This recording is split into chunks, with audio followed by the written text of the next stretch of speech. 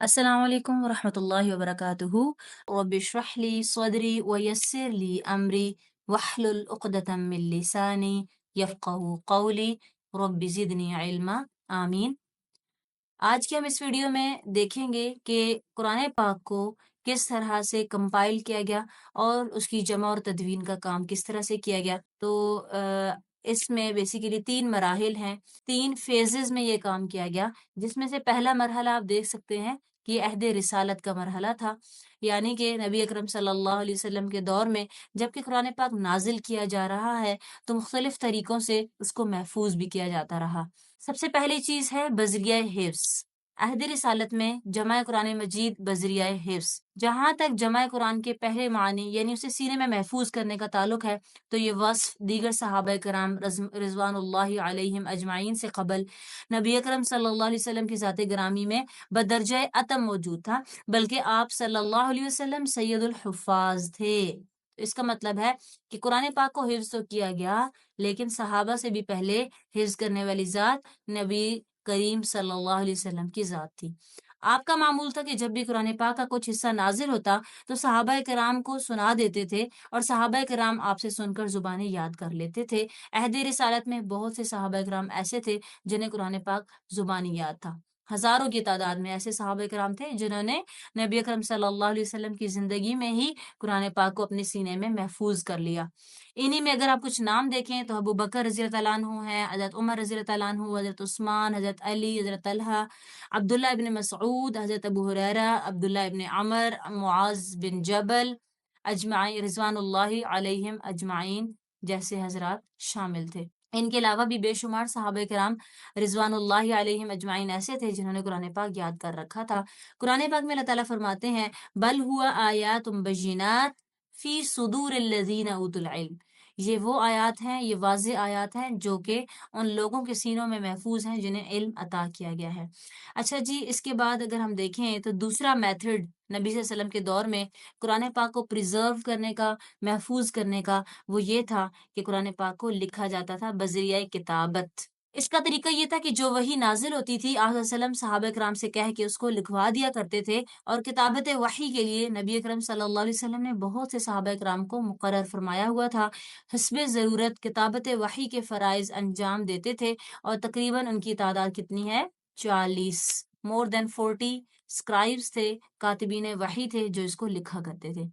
حضرت عثمان رضی اللہ عنہ فرماتے ہیں کہ نبی اکرم صلی اللہ علیہ وسلم کا یہ معمول تھا کہ جب قرآن پاک کا کوئی حصہ نازل ہوتا تو آپ اسی وقت کسی کاتب وحی کو ترتیب کی یہ ہدایت فرما دیتے تھے، اور صرف یہ نہیں کہتے تھے کہ اس کو لکھ لو، ساتھ میں یہ گائیڈ بھی کرتے تھے کہ اس کی پلیسمنٹ کہاں پہ ہوگی، کیونکہ قرآن پاک کو جو نزول کا سیکوینس ہے وہ ڈیفرنٹ ہے، اور جو ابھی ہم قرآن پاک پڑھتے ہیں اور اس میں جو سورز کا سیکوینس ہے وہ ڈیفرنٹ ہے۔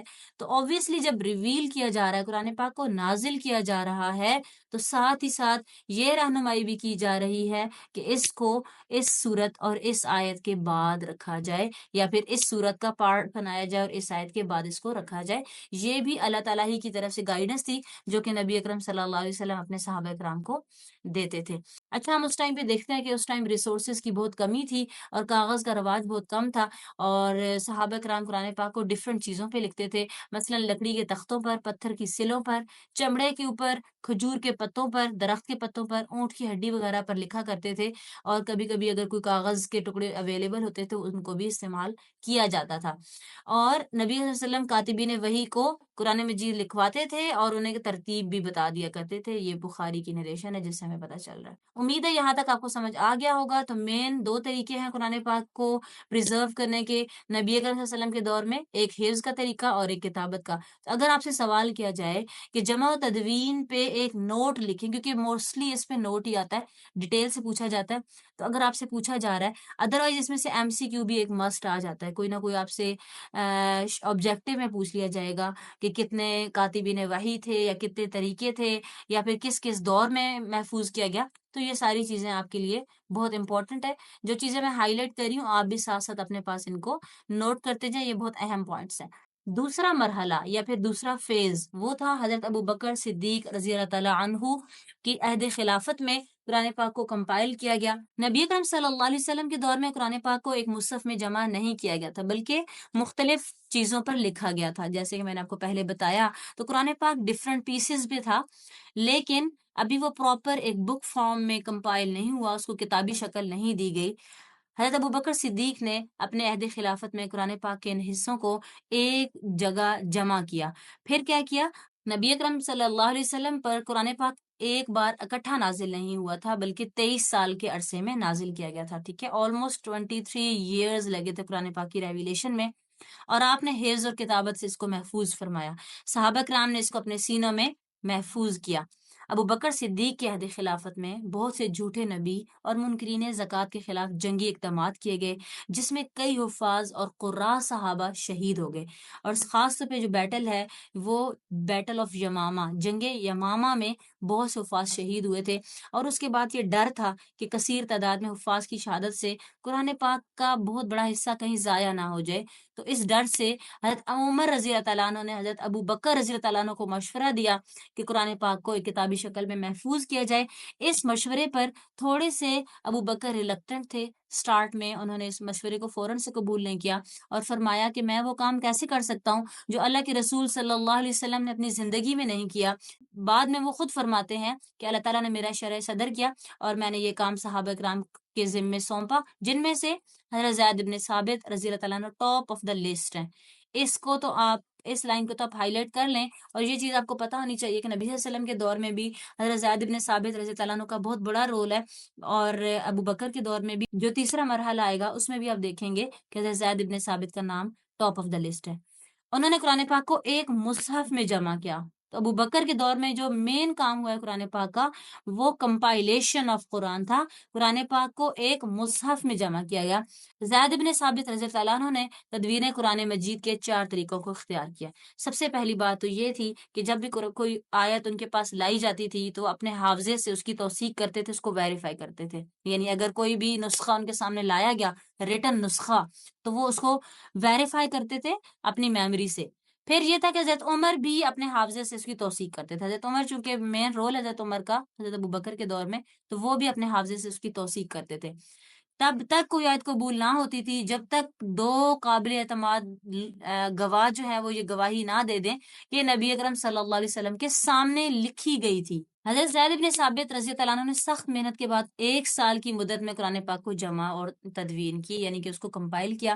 تمام صحابہ کرام نے قبول کیا، اور یوں امت بھی اس پر جمع ہو گئی۔ حضرت علی رضی اللہ عنہ فرماتے ہیں کہ اللہ تعالیٰ ابو بکر پر رحم فرمائے، وہ اولین شخص تھے جنہوں نے اپنے دور میں قرآن پاک کو کتابی صورت میں جمع کیا۔ سبحان اللہ۔ تو یوں ابو بکر رضی اللہ عنہ کے دور میں قرآن پاک ایک کتابی شکل میں محفوظ ہو گیا۔ اچھا، جو تیسرا مرحلہ ہمارے سامنے آ رہا ہے وہ حضرت عثمان غنی رضی اللہ عنہ کا ہے۔ اب آپ یہ سوچ سکتے ہیں کہ ابو بکر کے بعد حضرت عثمان کا دور نہیں تھا، یہ تو تیسرے خلیفہ ہیں، حضرت عمر دوسرے خلیفہ تھے، تو انہوں نے اپنے دور میں کیا کیا؟ حالانکہ ان کا دور لگ بھگ 10 سے 12 سالوں پہ محیط تھا، تو انہوں نے کیا خدمت کی؟ تو دراصل ان کا جو مین کام تھا وہ ایکسٹرنل تھا۔ انہوں نے باہر کے ایریاز پہ بہت فتوحات کی، بہت سے علاقوں کو اسلامک کنگڈم میں شامل کیا۔ اس وجہ سے بھی ہو سکتا ہے، ادروائز حضرت عمر کا جو مین رول تھا وہ انہوں نے حضرت ابو بکر کے دور میں وہ پلے کیا تھا، اور انہوں نے مین کردار اپنا وہاں پہ دکھایا۔ تو اب یہ جو تیسرا مرحلہ ہے، حضرت عثمان غنی رضی اللہ عنہ کے عہد خلافت میں قرآن پاک کو کمپائل کیا گیا۔ بیسیکلی کمپائلیشن تو ڈن ہو چکی ہے، قرآن پاک کی کتابی شکل میں آ چکا ہے، لیکن حضرت عثمان غنی کے دور میں کیا کیا گیا کہ اسلام اب دور دراز علاقوں میں پہنچ چکا ہے۔ دیکھیے، روم، ایران اور دور دراز علاقوں تک پہنچ گیا۔ وہ مسلمان بھی ہیں جو عربی نہیں جانتے، تو انہوں نے مسلمان مجاہدین سے قرآن پاک سیکھا۔ ہر صحابی نے جس طرح سیکھا تھا اسی طرح سے سکھایا۔ یوں قراتوں کا اختلاف دور دراز علاقوں تک پہنچ گیا، ورائٹیز آ گئی، ریسیٹیشن میں ورائٹی آ گئی۔ حضرت عثمان نے اس خطرے کا احساس کرتے ہوئے قرآن پاک کو قریش کی لغت پر جمع کرنے کے بارے میں صحابہ سے مشورہ کیا، اور صحابہ نے حضرت عثمان کی اس رائے کی تائید فرمائی کہ قرآن مجید صرف قریش کے لہجے میں لکھا اور جمع کیا جائے، کیونکہ قریشی کی زبان اور لہجے میں قرآن پاک نازل ہوا تھا۔ حضرت عثمان نے زید ابن ثابت کی سرکردگی میں 3 قریشی صحابہ کو، اور وہ کون تھے؟ عبداللہ ابن زبیر، سعید ابن العاص اور عبد الرحمن بن حارث کو یہ اہم ذمہ داری سونپی، اور یہ حضرات صحیح قریشی لہجے میں قرات کے ماہر تھے، اور انہوں نے قرآن پاک کی تدوین کا کام کیا۔ تمام صورتوں کو ترتیب وار ایک ہی مصحف میں لکھا، پھر کیا کیا، مصحف کو جو مین مصحف ابو بکر کے دور میں لکھا گیا تھا نا، اس کو مصحف کہتے ہیں، ٹھیک ہے، آپ اوپر دیکھ بھی سکتے ہیں، پچھلے پیج پہ یہ چیز مینشنڈ ہے کہ مصحف وہ تھا جو حضرت زید بن ثابت نے ابو بکر کے دور میں پہلا نسخہ قرآن پاک کا جو وہ کمپائل کیا تھا، اس کو سامنے رکھتے ہوئے اس کی مزید کاپیز کی، اور اس کی کتابت اور خط کا خصوصی خیال رکھا۔ اختلاف قرات میں صرف اس صورت پر اکتفا کیا گیا جو متواتر تھی، مطلب جس میں بہت زیادہ نریشنز تھیں، اس صورت میں اختلاف کو رکھا گیا، ادروائز اس اختلاف کو ختم کر دیا گیا۔ مصحف کی 1 سے زائد نقلیں تیار کی گئیں، کل 7 نسخے تیار کیے گئے، اور مکہ، شام، یمن، بحرین، بصرہ، کوفہ اور مدینہ میں محفوظ کیا گیا۔ حضرت عثمان غنی نے عہد نبوی اور عہد صدیقی میں جمع اور تدوین قرآن پاک کی کاوشوں کو یکجا کرتے ہوئے قرآن پاک کو ایک ہی لغت میں جمع کیا تھا۔ حضرت عثمان نے کیا کام کیا، قرآن پاک کو ایک لغت میں جمع کیا، جس سے سارے اختلافات ختم ہو گئے، اور حضرت عثمان کو ٹائٹل ملا جامع القرآن۔ آخر میں اس ویڈیو کو اختتام اس شعر کے ساتھ کروں گی۔ شاعر مشرق علامہ محمد اقبال فرماتے ہیں کہ وہ معزز تھے زمانے میں مسلمان ہو کر، اور تم خوار ہوئے تارک قرآن ہو کر۔ وآخر دعوانا ان الحمد للہ رب العالمین۔ سبحانک اللہم و بحمدک، اشہد ان لا الہ الا انت، استغفرک و اتوب الیک۔ السلام علیکم و رحمۃ اللہ وبرکاتہ۔